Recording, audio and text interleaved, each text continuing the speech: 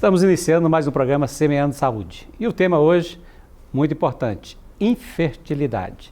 E também nós vamos discutir aí os avanços tecnológicos na infertilidade. E para isso, nada melhor do que ouvirmos um grande profissional renomado, professor da faculdade, faz parte do CRM, agora do CFM, da Associação Médica de Goiás e também da Academia. Não, mas eu vou deixar para ele falar um pouquinho. Estou falando de quem? Doutor Valdemar Naves do Amaral. Doutor, complementa aí. Quer você falar alguma coisa ou não? É muita coisa, obrigado, né? Obrigado, Jorge, deputado Jorge. Obrigado aqui a Lego, por estar aqui mais uma vez no estúdio da Lego. É um estudo de educação continuada, importante. Nós somos médicos, especialistas em ginecologia e obstetrícia. Estamos na Faculdade de Medicina da UFG e agora na Academia Goiana de Medicina e no Conselho Regional de Medicina e no Conselho Federal de Medicina. Cuidando da parte acadêmica e na parte da defesa profissional do médico e da medicina com o olhar da população, né? Trazendo, portanto, a minha presença aqui é o olhar do povo goiano, do povo goianiense, para o qual nós temos o dever de fazer o melhor possível como medicina. Exatamente. E o doutor Valdemar é superativo, né? Pensa, né, num profissional competente, trabalhador, dinâmico, né, e que faz várias atividades. Hoje mesmo, tenho certeza que iniciou o trabalho, foi logo cedo, né?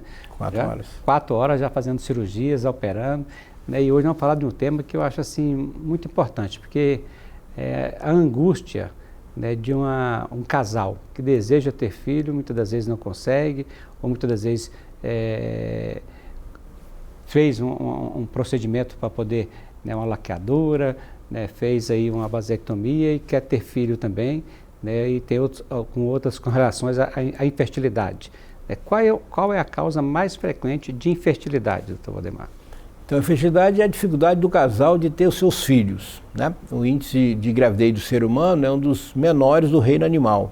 O índice de gravidez em casa, uma vida sexual ativa de um casal jovem, é em torno de 20%. De cada 100 casais que tentam engravidar no ciclo, no mês, 20 engravidam e 80 não engravidam. Portanto, esses 20 é uma proporção muito grande. Parte deles tem coisas mais severas e coisas mais leves.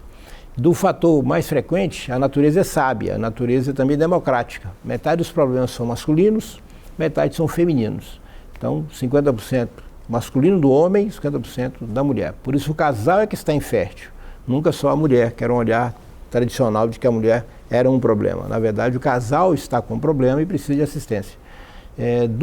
Do fator masculino é a redução dos espermatozoides, da qualidade desse espermatozoide, que é quem fecunda o óvulo.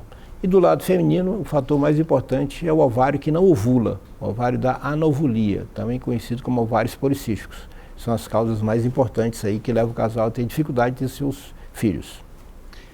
Doutor Valdemar, hoje qual que é o papel, né, da endometriose na infertilidade? A endometriose é importantíssima, cada vez mais frequente, pelo que o diagnóstico é hoje cada vez mais acurado pela ultrassonografia, pela ressonância magnética e pela história clínica, o exame físico, história clínica de dor pélvica, dificuldade para engravidar, dificuldade na menstruação, cólicas menstruais importantíssimas, dificuldade nas relações sexuais. Essa mulher tem uma história que lembra endometriose. A ultrassonografia colabora nesse diagnóstico e a ressonância magnética também. Então, como a ultrassonografia avançou de maneira muito forte, hoje acaba que o diagnóstico está muito frequente, o rastreamento da doença está muito frequente. O diagnóstico definitivo geralmente é feito por laparoscopia, o exame que é feito pelo umbigo da mulher, que vai até dentro da sua bacia, investiga se tem endométrio, que é o que menstrua dentro do útero para fora, para o absorvente, se tem esse endométrio também no ovário, nas trompas, que caracteriza a doença. E ela gera duas coisas na mulher: atrapalha em engravidar e gera dor. Dor todo dia, dor para menstruar, dor na relação sexual, limita a vida diária dessa mulher. Então, Valdemar, quando que o casal pode se dizer que ele está infértil? Um casal jovem com vida sexual ativa, a expectativa é que dentro de um ano, os 20% por mês acumulam, chegando próximo de um ano, ele tem em torno de 80% de gravidez.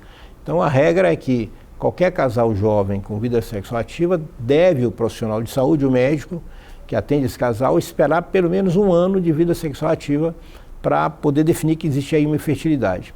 Porém, se essa mulher passa de 35 anos, isso tem que ser encurtado para 6 meses ou para 3 meses, porque a mulher não fabrica ovos todos os dias. O homem fabrica espermatozoide todos os dias, que são os 2 elementos básicos para haver a fecundação e a gravidez.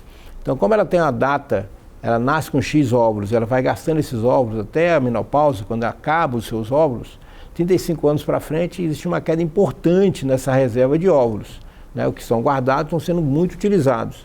Então, essa perda, quando é progressiva e rápida, depois de 35 anos, então a gente não pode esperar muito tempo nesse tipo de mulher com 35, 40 anos, porque não há tempo de reserva para trabalhar com esses óvulos. Portanto, é preciso trabalhar com um tempo um pouco mais curto. Então, Valdemar, qual é o passo a passo? Vamos colocar com uma mulher jovem, passou 1 ano, não engravidou, ela deseja ter filho, né? Quais os passos que ela deve tomar para poder a busca de um diagnóstico, de um tratamento? Definir que existe uma dificuldade, portanto, o ano de espera, ela deve ir no profissional de um ginecologista, né? Um profissional da reprodução humana. E habitualmente é um ginecologista que se dedica a isso, né? É uma área de atuação da ginecologia obstetrícia, que é a área da reprodução assistida, da reprodução humana. Deve essa mulher, esse casal, de preferência o casal, procurar, portanto, esse atendimento de alguém da área da reprodução. E aí ele vai, portanto, investigar, começando de maneira democrática com os fatores do homem e os fatores da mulher, identificando primeiro o diagnóstico. Por que é que não está acontecendo a gravidez? Né? Há que ter primeiro o diagnóstico e depois traçar uma conduta para trazer o benefício do resultado, que é o filho em casa. O filho no colo dessa mãe, amamentando em casa. Esse é o objetivo final da assistência à reprodução assistida. E quando se fala de avanços tecnológicos na fertilidade, o que pode beneficiar essas mulheres e os homens também? Do ponto de vista, primeiro, o diagnóstico, que melhora muito com a ultrassonografia, que é um avanço, melhora com a laparoscopia, a robótica hoje trabalha também com endometriose profunda, é um avanço tecnológico importante no diagnóstico e tratamento de doenças que atrapalham a gravidez, endometriose, adêncies pélvicas, infecções pélvicas.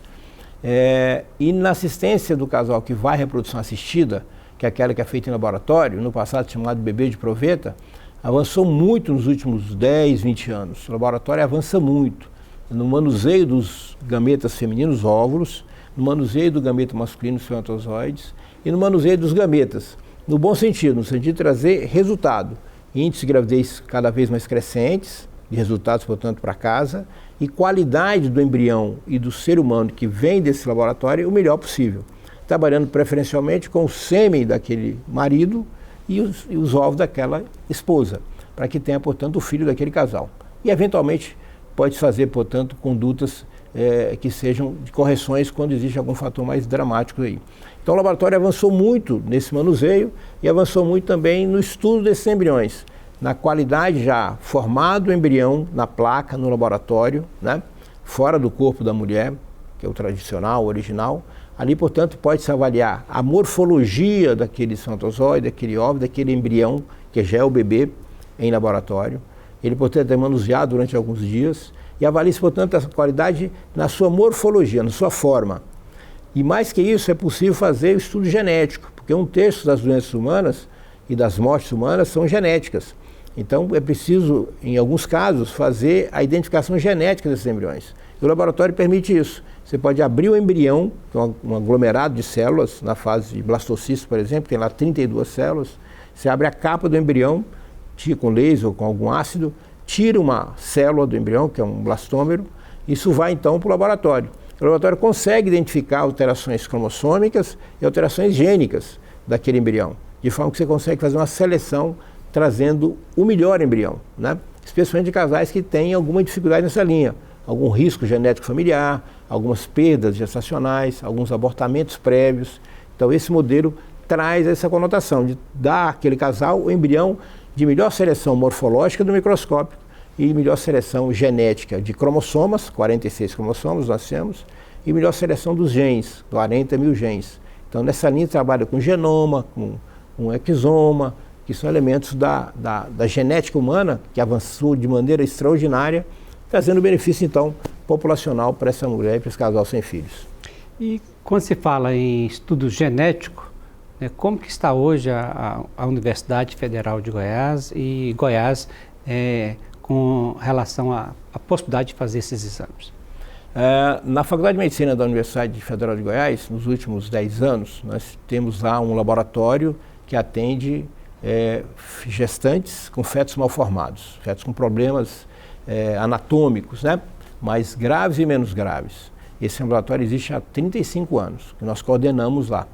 Nos últimos 10 anos ou 12 anos, a deputada Flávia Moraes, esposa do deputado George Moraes, o casal, portanto, Moraes, tem nos auxiliado muito com emendas parlamentares, e lá então constituímos, a partir dessas verbas parlamentares, um laboratório de genética que é ponta do ponto de vista de equipamento, instrumental, tem o que tem de melhor no mundo, tem nesse laboratório da Faculdade de Medicina da Universidade Federal de Goiás, para atender a população pobre, a população do SUS desse estado e desse país, né? Ele já está começando a funcionar, tem algumas necessidades ainda de recursos humanos, de insumos, mas a parte instrumental, estrutura física, equipamentos, está perfeito, é o que tem de melhor no mundo. Nós temos hoje dentro do Hospital das Clínicas da UFG, pela Faculdade de Medicina, nessa relação importante que precisa ter o setor público, os deputados, senadores, com olhar para atender a população humilde, a população que precisa de investimento. E saúde precisa de investimento financeiro forte. E os deputados podem fazer isso usando as suas emendas parlamentares, atendendo exatamente o objetivo final, a saúde da população, do seu aspecto mais pleno, mais completo, né? Desde atenção básica, também atenção avançada no casal que precisa da atenção avançada. E aqui fica nosso, então, agradecimento institucional e pessoal ao casal Moraes, deputado Jorge Moraes, deputada Flávia Moraes, por esses investimentos anuais que têm feito, portanto, na Faculdade de Medicina da UFG. Nós é que agradecemos essa oportunidade de fazermos essa parceria, porque eu entendo que há muitas mãos que nós podemos fazer a diferença, construindo junto, né, uma saúde com qualidade, para que nós possamos, né, sem dúvida, dar, né, à nossa comunidade, principalmente a comunidade mais carente, né, Dr. Valdemar, a oportunidade, né, de poder ter aquilo que há de melhor no mundo em termos de tecnologia. E isso tem avançado muito em Goiás, principalmente devido ao seu empenho, à sua competência e à sua busca para esses recursos sejam alocados e também, né, pela aplicação correta desses recursos lá na Universidade Federal de Goiás. Então, fica aqui o nosso reconhecimento em nome da deputada Flávia, né, do Dr. George. Essa parceria vai estar ampliando, né? Nós estamos aqui falando de infertilidade, mas eu não poderia deixar também de falar de um grande projeto que chama Programa Despertar, né, que nós vamos fazer em parceria com a Universidade Federal de Goiás, né, que e também com a Associação Médica, né, que é o rastreamento da prevenção do câncer da tireoide, onde nós pretendemos fazer, né, no ano de 2025, um grande exemplo para isso, realizando mais de 100 mil exames, né, Dr. Valdemar? Perfeitamente. Essa é uma atividade importante do serviço do setor público, dos deputados, senadores, vereadores, no sentido de reduzir as diferenças sociais, né? São ações permanentes, de forma que a população que tem poder aquisitivo maior, que consegue tocar sua vida com os resultados de excelência, porque tem poder para isso, o setor público, os deputados e senadores, podem fazer isso de maneira que reduza a diferença entre o mais rico e o mais pobre, de forma que a diferença tem que ser a menor possível. E assim, portanto, cumpre o seu dever como parlamentar.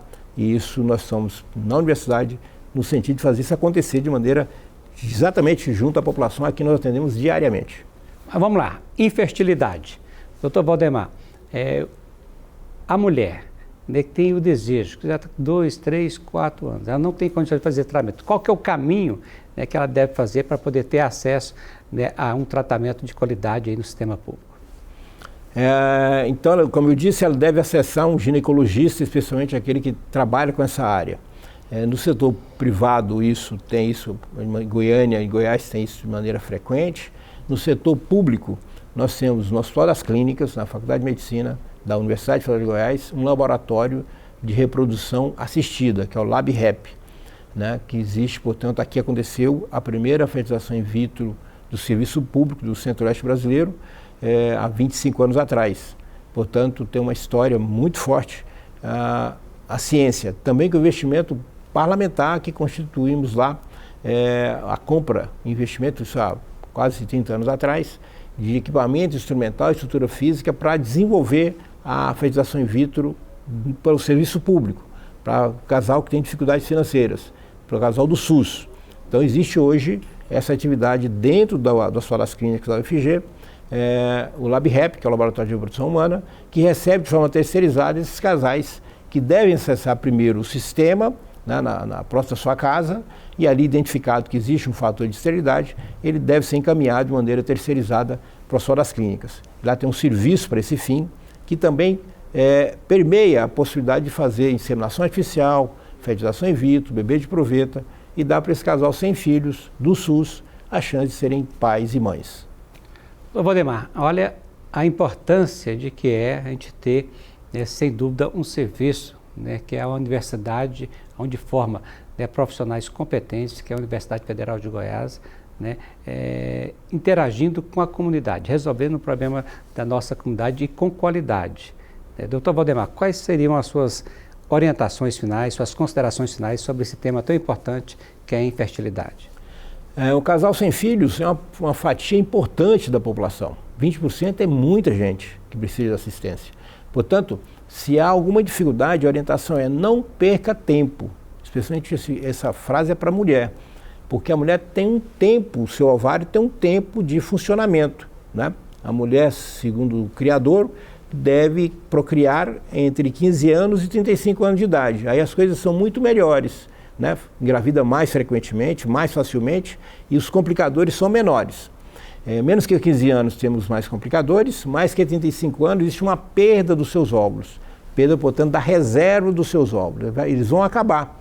Então, se deseja ter um filho próprio, geneticamente seu, essa mulher precisa preocupar com a sua faixa etária. Chegou perto de 35 anos, o casamento não aconteceu, o filho não está na hora, esperar mais um pouco, tem que ter cuidado. E hoje a tecnologia permite isso.